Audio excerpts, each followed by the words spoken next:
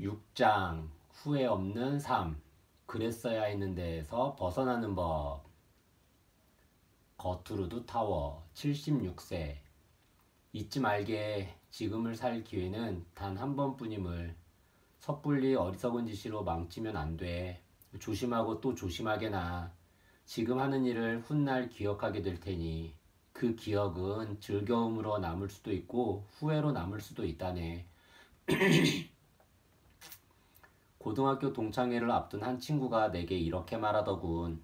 가장 좋은 건 모든 사람들의 눈을 똑바로 볼 수 있다는 거야. 후회도 부끄러움도 없이 당당하게. 무슨 일을 시작할 때면 그 일이 앞으로 후회할 일은 아닌지 늘 생각해보게.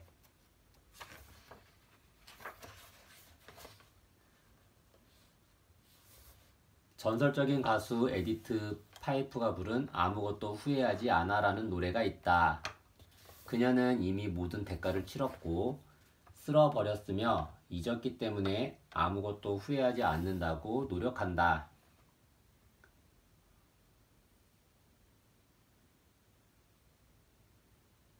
실제 삶도 이런 태도로 산다면 정말 멋질 것이다. 하지만 대부분의 사람들은 지난 일을 후회한다.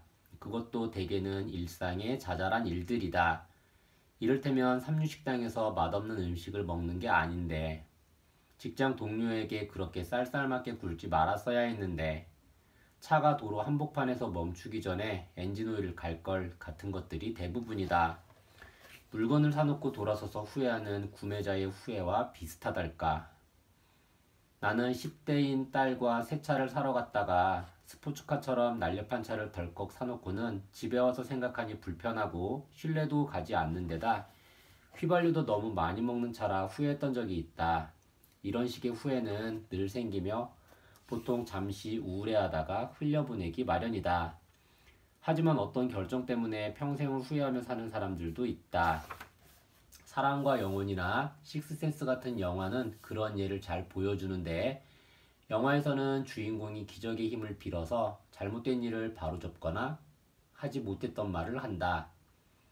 그러나 현실에서 그런 후회는 평생 극심한 고통으로 남는다. 할리우드 영화에서처럼 기적이 일어나거나 타임머신을 타고 과거로 돌아가 잘못을 바로잡을 수도 없기 때문이다. 안타깝게 놓친 기회들, 다른 사람에게 상처가 되는 행동을 했거나 꼭 해야 할 말을 미처 하지 못한 것은 아무리 오랜 세월이 지나도 깊은 후회로 남는다. 시인 존 그린리프 휘테어는 그런 후회를 이렇게 표현했다. 말로나 글로나 가장 슬픈 말은 그렇게 되었어야 했는데다. 21번째, 정직하면 당당하다. 노인들을 인터뷰하면서 살면서 가장 중요한 가치관 혹은 원칙이 있다면 무엇입니까? 하고 물었다. 거의 모든 사람들이 늘 정직하라, 정직, 늘 진실을 말하고 타인을 속이지 마라 등의 대답을 가장 먼저 했다. 70대 이상 노인들에게 정직은 논의의 여지가 없는 최우선 가치이며 어렸을 때부터 뼛속 깊숙이 새기고 자라온 삶의 규범이기도 하다. 그것은 후회를 피하기 위한 실질적인 지침이자 그들이 삶을 통해 어렵사리 체득한 값진 지혜이기도 하다. 아니 호프만 83세는 후회 없는 삶에 대해 모범답안 같은 대답을 들려주었다. 정직은 우리 삶을 이끌어줄 단 하나의 귀중한 가치관이지. 나는 정직이 모든 것을 지배한다고 생각하네. 자신에게 정직하다면 아내와 가족 그리고 주변 사람들에게도 정직하겠지. 그러면 아침에 거울을 보며 이렇게 말할 수 있다네. 난 아무것도 잘못하지 않았어. 정직하다면 늘 옳은 결정을 내릴 거라는 말일세. 정직에 대한 인생의 현자들의 관점은 달리 해석할 여지가 없다. 간혹 누군가 이 바지 입으면 나 뚱뚱해 보여? 하고 묻는 경우 이따금하는 선의의 거짓말은 괜찮다고 하는 정도다. 인생의 현자들은 놀라울 정도로 항상 정직할 것, 초지일관, 청렴할 것, 늘 타인의 신뢰를 얻는 사람이 될 것 등을 한 목소리로 강조했다. 그렇지 않으면 후회하게 될 것이라고 했다. 정직이라는 처방은 특별한 경우에만 적용되는 것이 아니라 항상적이고 무조건적인 처방이었다. 정직해야 할 때는 정직하라 라든지 그 시점에는 정직해야 한다라는 조언은 듣지 못했다. 인생의 연자들은 정직을 조건 없는 처방으로 보았다. 그 무엇보다 먼저 정직하라고 말이다. 아서 모펫 86세는 부친에게서 이 교훈을 배웠다고 했다. 정직이 최선의 정책이라는 말은 내가 가장 중요하게 생각하는 원칙이야. 내 아버지는 옷가게를 하셨지. 저기 큰 길을 따라가다 보면 누구에게나 같은 가격을 받습니다. 라는 문구가 걸린 상점이 보일 거야. 아주 단순한 말이지만 이 말의 모든 것이 함축되어 있지. 이 말에는 상점에 들어오는 모든 이들을 공명정대하게 대한다는 의미가 들어있어. 같은 물건이라도 그 지역 주민이 아닌 손님에게는 더 비싼 가격을 받고 가까운 친구나 지인에게는 더 싸게 파는 상점들도 있잖아. 그러면 안 되는 거야. 누구나 똑같이 대하는 거지. 살아가면서 위험한 함정과 올가미에 빠지지 않으려면 이 원칙을 가장 기본으로 삼아야 해. 모든 사람을 공명정대하게 대해야 해. 공명정대는 일상에서 흔히 사용하는 말은 아니다. 하지만 70대 이상의 노인들은 이 말을 흔하게 쓰고 매우 중요하게 여긴다. 이들은 공정한 조처, 1902년 미국 루즈벨트 대통령이 무연 탄광산의 광산 노조 파업에 개입해 일방적으로 고용주 편을 들어주지 않고 관례대로 노사 양쪽에게 공정하게 중재를 하면서 사용한 말이다. 이후에도 루즈벨트는 이 공정한 조처 정신에 입각해 하루 8시간 노동제, 아동 및 여성의 노동 제한, 산업재해보상법 등을 적극 추진했다. 옮기니 이를 매우 중시하던 시대에 자랐다. 인생의 현자들은 타인에게 공정하고 정직하게 대하면 스스로도 떳떳한 기분이 든다고 말한다.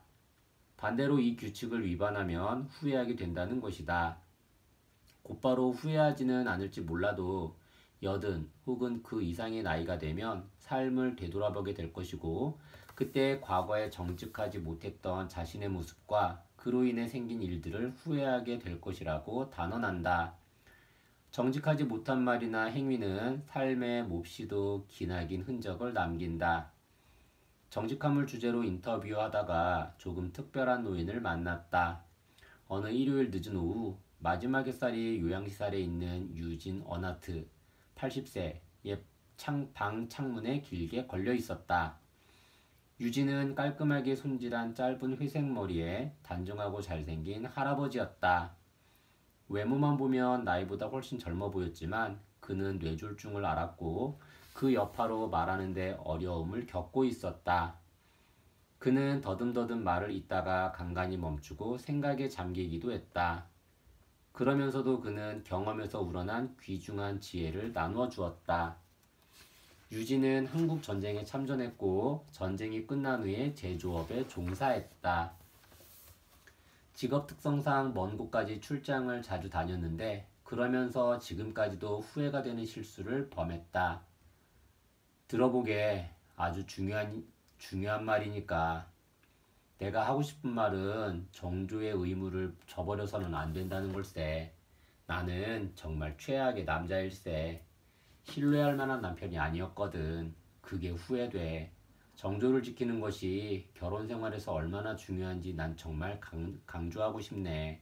되돌릴 수만 있다면 다시 되돌리고 싶은 순간이고, 되돌리고 싶고 말고. 정말 어리석었지. 아내는 정말 훌륭한 사람이었어. 난 아내와 화해하지 못했지. 마지막 순간까지도 정직하지 못했다네. 이 말을 하기가 정말 힘들어. 그 생각만 하면 우울해지지. 하지만 젊은 친구들에게 전해주게. 나 같은 실수는 절대 하지 말라고 말이야. 몸도 마음도 정직해야 한다는 사실을 꼭 기억해야 한다네. 같은 원칙을 말한 이가 또 있다. 바로 레리 핸들리이다. 레리는 직장 생활에서 배신을 경험했다. 레리의 영업지역을 탐냈던 부정직한 직장 선배가 책략을 꾸며 그를 해고당하게 만든 것이다. 몇십 년이 흘렀지만 레리에게 이 경험은 여전히 상처로 남아있다. 믿고 신뢰했던 사람에게 배신당했을 때 기분을 아나? 그런 경험을 했기에 레리는 이후 직장 생활을 하면서 정직에 더욱 역점을 두었다. 그는 타인을 정직하게 대하면 만족감, 그의 표현을 빌리자면 기쁨을 느낀다고 말한다.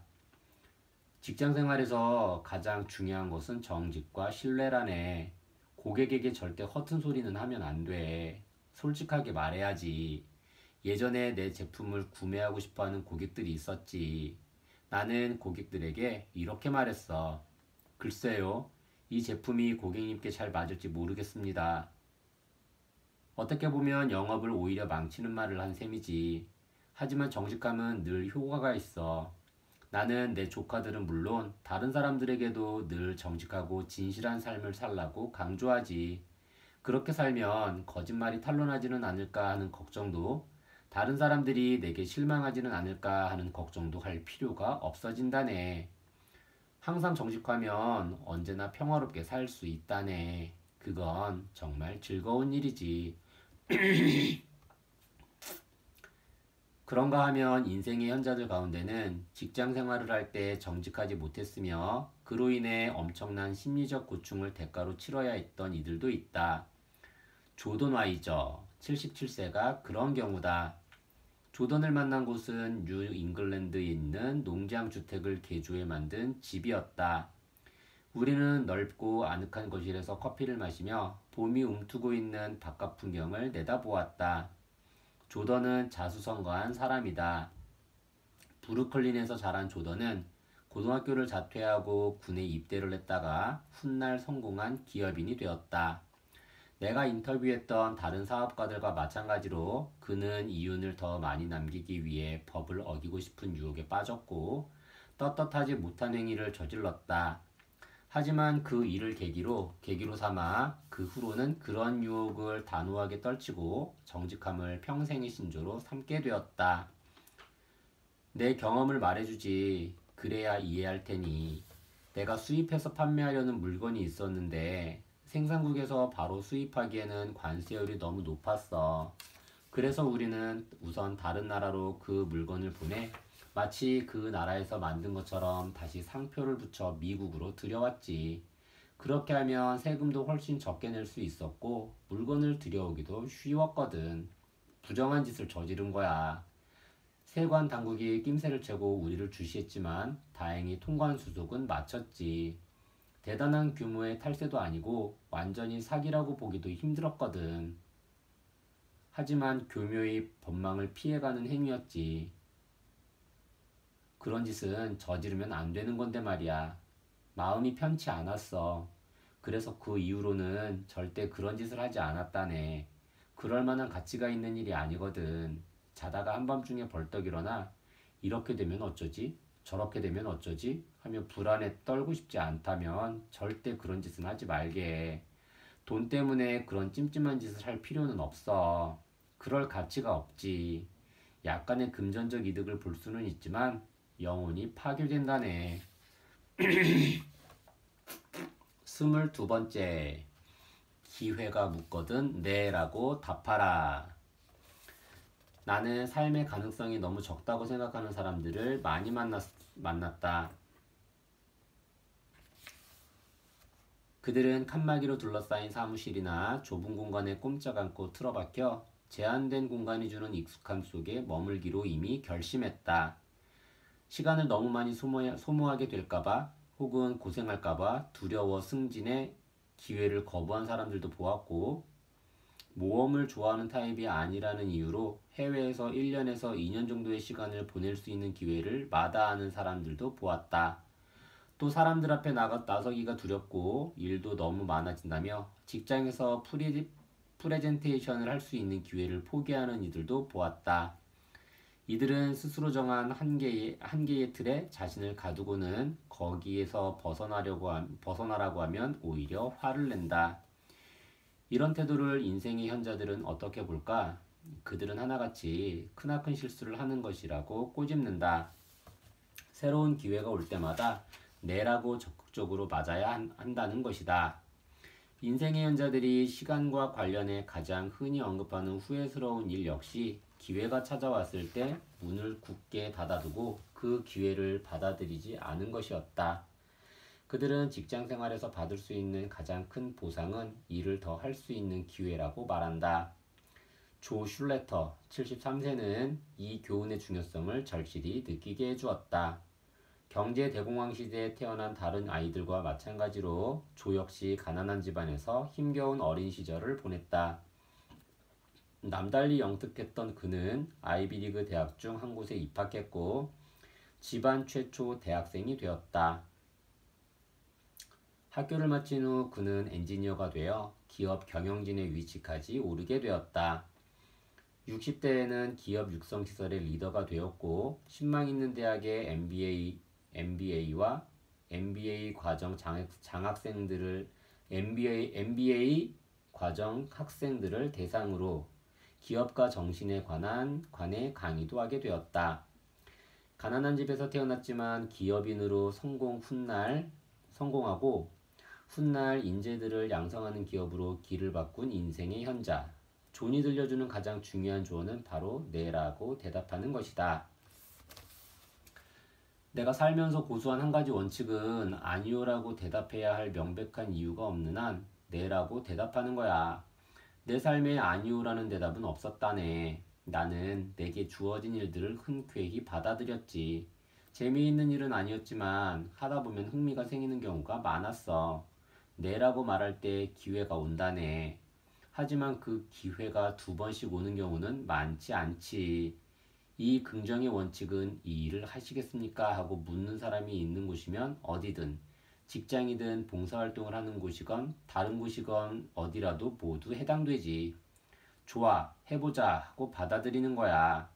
새로운 일은 하고 싶지 않은데 라고 생각하는 순간 삶은 지루해져. 자격이 없다고 생각해서 망설여서는 안 된다네. 나 역시 내가 자격이 없다고 생각했지만 그냥 받아들였던 일들을 얼마든지 떠올릴 수 있네. 누구든 새로운 일을 통해 또 다른 무언가를 배울 수 있고 여러 가지 방식으로 보상받을 수도 있어. 아니요, 못하겠는데요. 혹은 하고 싶지 않은데요 라고 말하는 사람은 많은 것들을 놓치기 마련이지. 삶은 모험이야. 모험을 하려면 먼저 네라고 대답해야 한다네. 살다 보면 대부분 선택의 여지가 없는 상황에서 전환점을 맞게 된다. 그 선택이란 머무를 것인가, 더 나아갈 것인가 같은 문제가 아니다. 주로 직장에서 무언가 새로운 일을 할지 말지 결정하는 경우가 많다.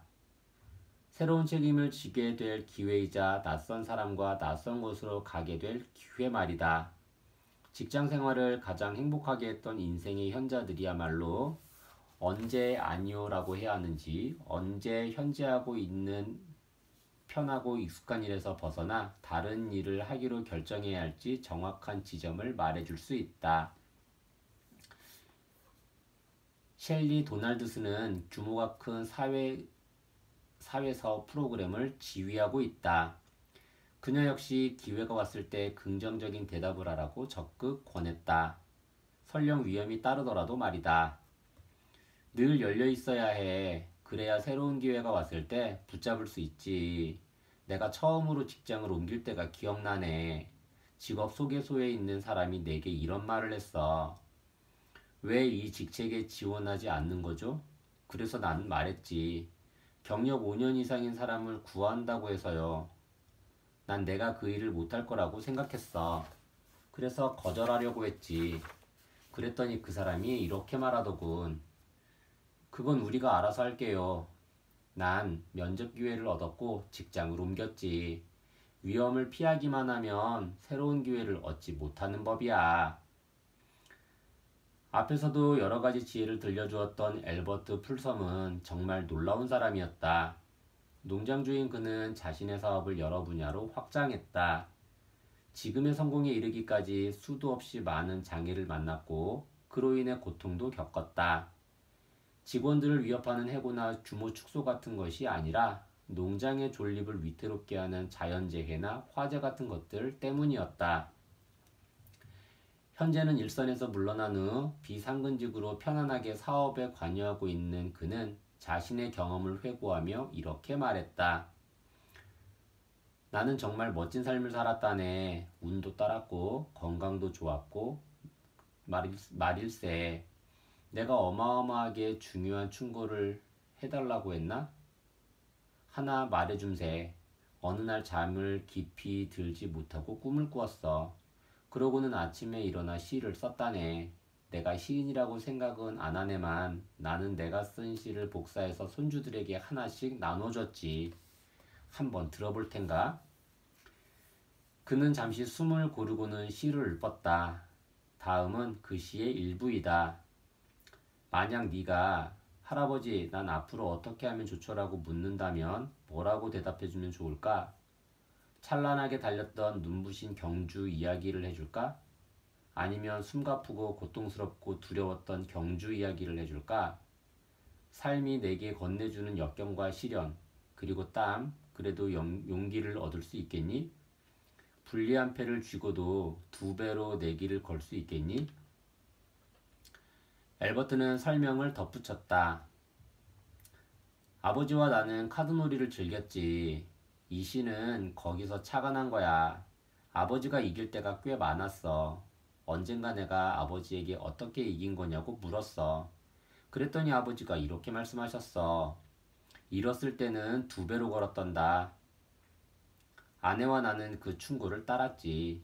어느 날 밤이었어. 자다가 깨서 보니 하늘은 온통 붉은 거야. 우리 헛간에 불이 난 거였어. 불은 헛간을 모두 집어삼키고 온실마저 일부 태우고는 꺼졌어. 가족들과 화재 잔해들을 정리하고 나는 헛간을 이전의 두 배 크기로 다시 지었어. 아버지가 보더니 물으시던군. 뭐 하는 게냐? 난 말했지. 아버지가 그러셨잖아요. 잃었을 때는 두 배로 걸라고요. 우린 늘 잃으면 두 배로 건다는 원칙을 지키고 살았어. 한 번은 우박이 내려 농장이 다 망가진 적이 있어. 유리창들이 모두 깨졌지. 우린 다시 유리를 끼워 넣었어. 더 크게, 더 많이 말이야. 또 한 번은 겨울이었는데 폭설이 내렸어. 아침에 일어나니 온실이 무너졌더라고. 아무것도 남지 않았지. 그래서 우린 더 크고 더 튼튼하게 온실을 다시 지었어. 내가 쓴 시도 그런 이야기지. 내 시를 읽으려니 좀 부끄럽긴 하네만 내 삶을 압축해 놓은 글이라네. 중대한 시점에서 위협을 무릅쓴 인생의 현자들은 삶을 회고하면서 매우 만족스러웠다. 그에 반해 기회가 왔을 때 도전하기보다는 안주하거나 포기했던 이들은 뒤늦게 자신의 선택을 후회했다. 이는 우리 모두가 마주하는 실존적 딜레마다. 한꺼번에 두 길을 모두 갈 수는 없다. 어느 지점에서는 결정을 해야 한다. 가지 않기로 한 결정도 결정이다. 로버트 프로스트는 가지 않은 길이라는 시에서 노란 숲속의 두 갈래로 난 길을 만나 선택을 해야 하는 여행자의 시각으로 이러한 상황을 아름답게 묘사했다. 프로스트의 시에 나오는 여행자와 마찬가지로 우리도 반드시 하나의 길을 선택해야 한다. 그리고 이렇게 말하게 될 것이다. 그리고 똑같이 아름다운 다른 길을 택했습니다. 그 길에는 풀이 더 있고 사람이 걸은 자취가 적어 아마 더 걸어야 할 것이라고 생각했던 게지요. 그 길을 걸음으로 그 길도 거의 같아질 것 같지만 그 길도 거의 같아질 것이지만 나는 정반대의 결정을 한 사람들을 인터뷰하면서 이 시를 떠올렸다. 두 삶을 나란히 놓고 보면 기회를 받아들인 사람과 그렇지 않은 사람의 삶의 결과가 뚜렷이 보인다. 한 길은 위험이 따르지만 만족스럽게 살 수 있다. 다른 길은 좀 더 신중하게 선택한 길이지만 후회가 따른다. 로드 80세와 빈센트 77세는 비슷한 점이 많다. 둘 다 동부의 대도시에서 살고 있고 살아온 배경도 매우 비슷하다. 나이 차이는 조금 있지만 결혼 생활을 오래 했다는 점도 비슷하다. 또한 명문대를 나왔고 예술의 조예가 깊다. 로드는 음악에, 빈센트는 글 쓰는 데 관심이 많다. 1950년대 두 사람은 모두 그다지 즐기지 않으면서도 직장에 매여 있다는 사실을 깨달았다. 하지만 삶이 기회의 손을 내밀었을 때 한 사람은 예라고 대답했고 또 한 사람은 아니요라고 대답했다. 그로 인해 모든 것이 달라졌다. 로드는 매우 활발한 성격에 취미도 다양하다. 하지만 그가 일 이야기를 할 때는 아쉬움이 비쳤다. 마치 제대로 해보지 못해 미련이 남는 일이 있는 것처럼 말이다. 나는 평생을 한 직장에 다녔어. 젊어서는 늘 때가 되면 직장을 떠날 거라고 말하곤 했지. 떠나야 할 때를 명확하게 알게 된 순간도 있었어. 내가 다니던 회사에서는 5년, 10년, 15년, 20년, 25년 단위로 근속 직원들에게 상을 주었어. 직장에 입사하고 첫 해에 한 고참 간부가 부장님의 30년 근속 기념을 축하하는 자리에 온 걸 봤어. 부장님은 지팡이를 짚고 다리를 절며 사무실에서 나왔지. 정말 끔찍한 모습이었어. 누군가 말하더군. 몇 달 전에 심장마비가 와서 죽다 살아났어요. 고참 간부도 사무실에서 나와 부장님 옆에 나란히 섰어. 그 역시 끔찍한 모습이었지. 맙소사, 이 일이 건강에 치명적일 수도 있겠구나. 그때 난 결심했어. 나는 저런 모습이 되지 말아야지 하고 말이야. 나는 매일 퇴근 시간보다 좀 더 빨리 나왔어. 다른 사람에게 잘 보이려고 야근을 하는 일 같은 건 절대 없었지. 회사 일을 그다지 헌신적으로 하지 않았음에도 불구하고 로드는 간부가 되었고 조기 퇴직을 해도 될 정도로 돈도 벌었다. 하지만 든든한 은퇴 자금에도 불구하고 로드는 늘 정체돼 있었던 자신의 직장 생활이 후회스러웠다. 일을 하면서 한 번도 열정과 의욕을 느껴보지 못했기 때문이다. 난 직장을 다니면서 내가 동료들보다 일을 더 잘한다고 생각해 본 적이 한 번도 없어. 그렇게 치열하게 먹고 먹히는 회사에 있다 보면 누구든 그렇게 되지. 돌이킬 수만 있다면 그런 회사에는 애초에 발도 들이지 않을 걸세. 내가 원해서 그런 것이지만 옹호할 생각은 없어. 절대 하지 않을 거야. 다시 한다면 어느 정도 두려움도 감수해야지. 나는 신입사원들에게 이런 말을 자주 했어. 일어서서 소리쳐라. 난 그러지 못했거든. 지나치게 소극적이었어. 나는 다른 사람들에게는 자신에게 늘 엄격하게 굴 필요는 없다고 말하면서 나 자신에게는 굉장히 엄격했지. 그 회사를 통해 돈은 충분히 벌었지만 다시 돌아간다면 다르게 살 거야. 내겐 다른 무엇보다도 음악이 소중해. 배우나 가수까지는 아니더라도 지휘자나 뭐 그런 비슷한 일을 했더라면 좀 다르게 살았을 거라는 생각이 들어. 로드와 인터뷰를 하고 얼마 있지 않아 빈센트와 인터뷰를 하게 되었다. 인터뷰를 하다 보면 마음을 여는데 시간이 꽤 걸리는 이들도 있다. 그런 사람들은 이야기를 툭 터놓기까지 많이 망설이고 주저한다. 하지만 빈센트는 달랐다. 시원시원하게 자신의 이야기를 들려주었고 정확한 어휘와 완벽하게 잘 짜인 문장을 구사했다. 그의 삶의 철학이 엿보였다. 그의 아파트에는 책들이 빼곡했다. 빈센트는 나이가 준 선물을 매우 긍정적으로 생각하는 사람이었다. 누구나 자신이 상상하는 것보다 훨씬 더 자유로울 수 있다네. 빈센트의 직업 경험은 로드와는 확연하게 달랐다. 앞에서도 언급했듯이 두 사람은 살아온 배경이나 최초의 직업 등에서 매우 공통점이 많다. 하지만 빈센트는 삶이 기회를 내밀었을 때 그 기회를 잡았고 그 지점이 삶의 전환점이 되었다. 누구든 운이 좋다면 좋아하는 일을 하면서 자신의 소명을 찾을 수도 있지.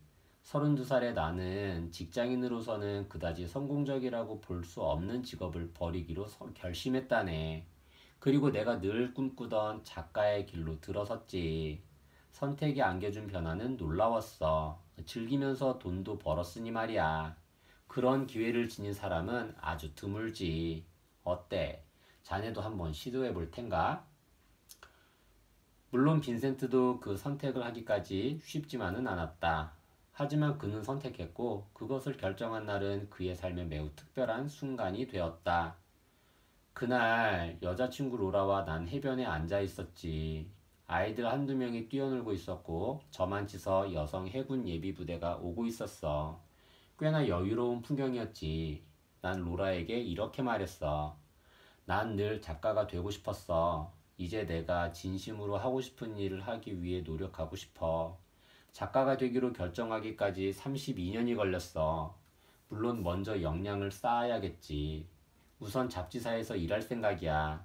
당장은 입에 풀칠하기 힘들 수도 있겠지. 어쩌면 평생 그렇게 살아야 할 수도 있겠고.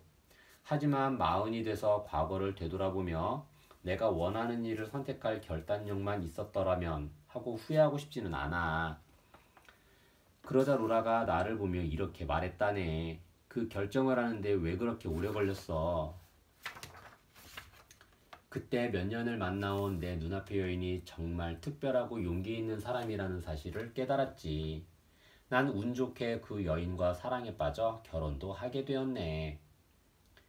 빈센트는 전기, 소설, 연설문 등 다양한 장르의 글을 쓰며 작가로서 성공 궤도를 달렸다. 그가 주는 교훈은 열정이 없는 일에 갇혀있지 말라는 것이다. 사람들은 대개 20대에서 30대를 좋아하지도 않는 일에 묻혀 지내지. 물질적인 보상이 꽤 크거든. 40대 혹은 50대가 되면 개중 똑똑한 사람들은 지금 하는 일을 다시 생각해보지. 나는 일에 관한 한 평범한 사람 증후군을 넘어서야 한다고 생각한다네. 그게 뭐냐고?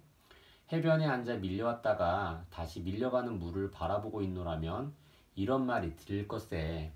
이봐, 거기 평범한 사람, 무슨 걱정이야? 하늘을 봐. 하늘의 별들은 당신이 회사에 얼마나 돈을 많이 벌어다 줬는지 전혀 신경 쓰지 않아. 그건 정말 중요한 게 아니거든. 나는 로드와 빈센트를 만난 후 깊은 인상을 받았다. 서로 닮은 부분이 많았던 두 사람이기에 더더욱 그랬는지도 모른다. 두 갈래의 길, 두 개의 선택. 한 사람은 만족스러운 삶을 살게 되었고 나머지 한 사람은 그때 그랬더라면 이라는 회한을 갖게 되었다. 그 차이를 결정한 것은 적절한 순간의 변화를 받아들이고 그 결정이 가져올지 모르는 위험까지도 기꺼이 감수했느냐 아니냐였다. 23번째, 여행을 내일로 미루지 마라. 내가 만난 인생의 현자들은 저마다 다른 지역, 다른 문화적 환경에서 자랐다. 하지만 공통점이 하나 있다. 그들 대부분이 한 지역에서 어린 시절을 줄곧 보냈다는 점이다. 시골에서 자란 이들은 거의 18년 동안 고향을 떠나지 않고 살았을 것이다. 도시에서 자란 사람도 마찬가지다. 이웃이 삶의 경계선인 그런 삶을 살았다. 폴란드인 이웃을 두거나 이탈리아 레스토랑에 간 것을 아주 이국적인 체험으로 기억하는 이들도 있다.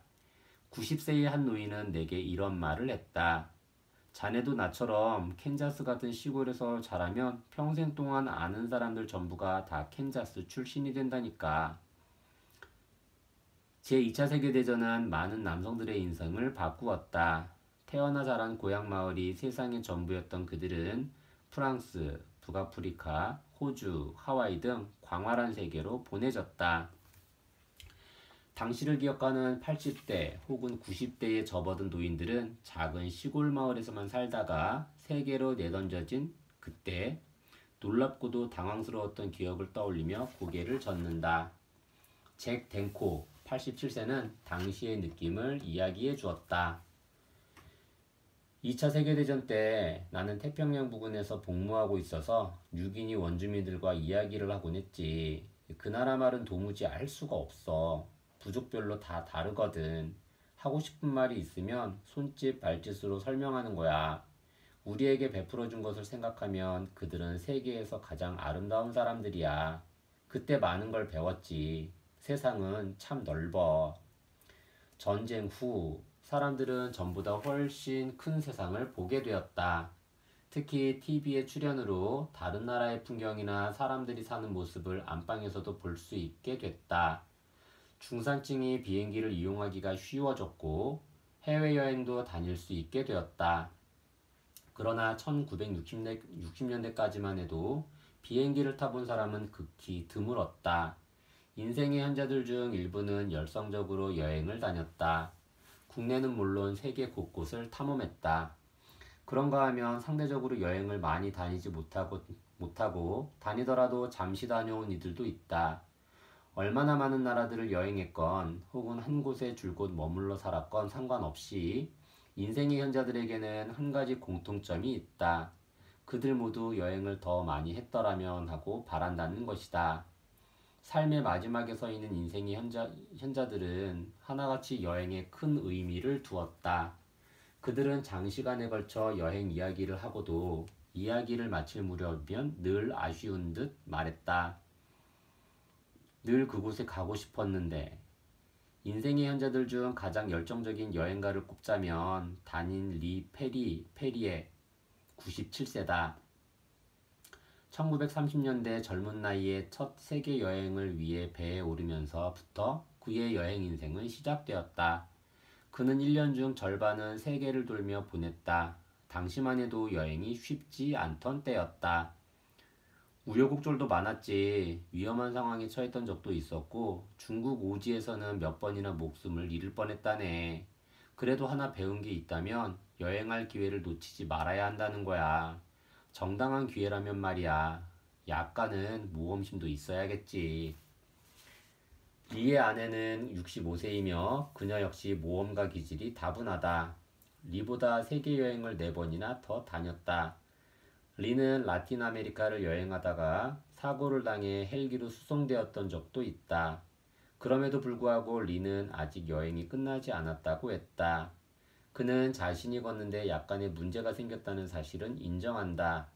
하지만 리 같은 여행가를 포함해 자신이 한 여행에 만족하는 사람은 없었다. 그들은 말한다. 꼭 보고 싶은 곳들이 있다고.